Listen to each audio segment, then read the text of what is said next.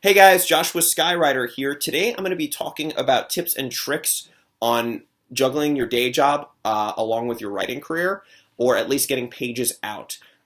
This is a topic me and my friends talk about a lot, and here are a few tips and tricks and strategies that have helped me. So first off, my line of thinking about this is that you should be putting in at least an hour a day. 3 hours is great. Most professional writers usually only write about 3 hours a day. If you can go more, even better. But three is kind of like the golden number, and one is excellent and what you should be doing at minimum. Now, my line of thinking about 1 hour a day is this: if you're sitting down for 1 hour, you're probably going to write for more than an hour. So it's the sitting down and doing it that counts most. And writing begets writing. So when you get into the groove of it and into the habit, it's kind of like going to the gym. Not that I'm super ripped yet, but I will be. But it's kind of like going to the gym or doing something that you're used to. You start craving it after you haven't done it when you're so used to doing it. So I think once you have that longing to write when you're away from writing, then you're in a really good place because you anticipate going back. You're having fun. You're getting better. You're improving. You're in the habit of doing it. Even if it seems like it's going bad, it doesn't matter. What counts is that you're doing it because eventually you do hit momentum and you start getting better and better and better. But that won't happen unless you get in the habit of just sitting down and doing it. Or if you have a standing desk, you can stand and do it too.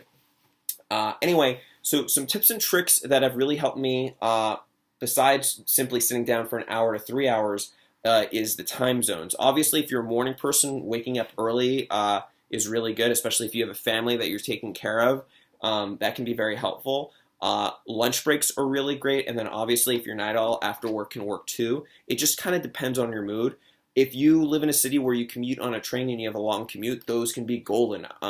I suggest, if you have a long commute and you usually are able to get a seat in the morning and back from work. I mean, when I lived in Sheepshead Bay, Brooklyn, it was an hour to Midtown, an hour back, and then I'd have an hour lunch break. So I was clocking in at minimum 15 hours a week during the work week, excluding, any extracurricular writing which I was stacking on top of it. On a good month, I could clock in over 100 hours, and that's the sort of piloting hours that'll make you start getting a lot better and better. If you don't have a long commute but you drive and you commute, a good thing that you can do to help your writing is to listen to audiobooks. Audiobooks can be really wonderful. Stephen King's On Writing is a great first audiobook, I think, if you haven't really gotten into listening to them, to get you not only into writing but really learn a lot more about the craft. It's like, someone described it as taking a master class on writing, and I would highly agree.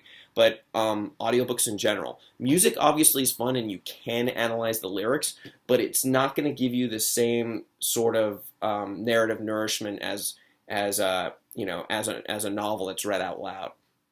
Of course, podcasts can be very helpful as well.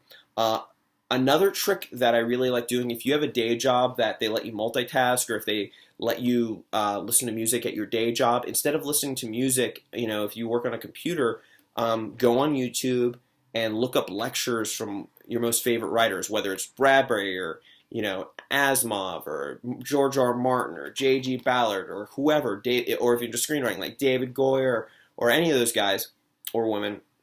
And what's great is so many of them have, even if they're dead, have all sorts of speeches and interviews and talks where they just give every thought they've ever had on the craft, and you just listen to them, and you rack up the hours. I mean, obviously you keep it minimized because you shouldn't be watching videos at work, but if you're allowed to listen to things, you can listen to so many of those and pick up so many nuggets of wisdom, and over the course of a couple of months have listened to hundreds of hours of it, and it's really helpful. Of course, I would advise not only listening to writers speak on writing, but people who are experts in other subjects to kind of broaden your mind and your horizons. I actually got really into listening to sales videos and sales techniques and people who are experts at salesmanship, because I think that can be a very valuable skill, not only in writing but in many aspects of life. I'd also listen to things like history, and history on varying subjects from World War II to science fiction.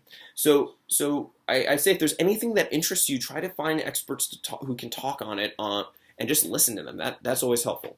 Of course, I think as important as writing on your free time is reading. Reading is really, really, really important. I know this is obvious, but a lot of writers don't do it, and it's very disconcerting. writing without reading is like going to the gym without eating. Sure, you're exercising, but you're not nourishing yourself. So it's really important that you do that.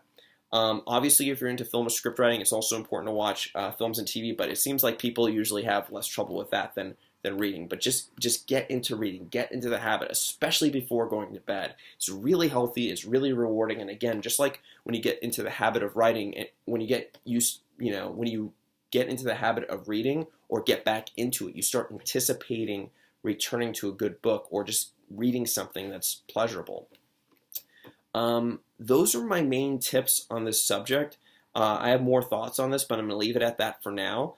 I hope you guys found this video helpful. If you like it, please press like, or if you have any thoughts, feel free to leave a comment or subscribe to my page. All right, guys, happy writing and have a great day. Thanks.